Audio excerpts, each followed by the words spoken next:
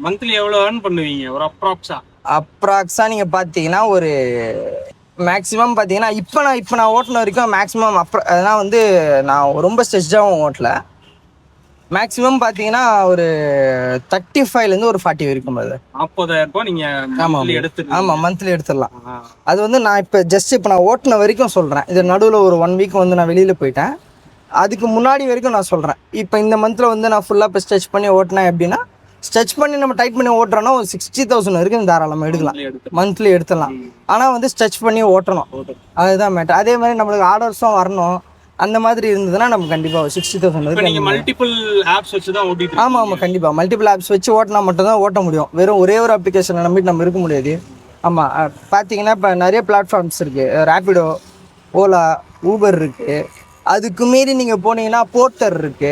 போர்ட்டரும் நீங்கள் எல்லாத்துலேயும் போட்டிங்க அப்படின்னா, எல்லா அப்ளிகேஷன்ஸில் போட்டிங்கன்னா இந்த 4 ஆப்லேயும் வந்து ஒரு 2 ஆர்டர் அப்படின்னு அடித்தா கூட அதில் எந்த ஆர்டர் நல்லா இருக்கோ நம்ம அதை பார்த்துட்டு நம்ம அதை பிக் பண்ணிட்டு போயிடலாம்.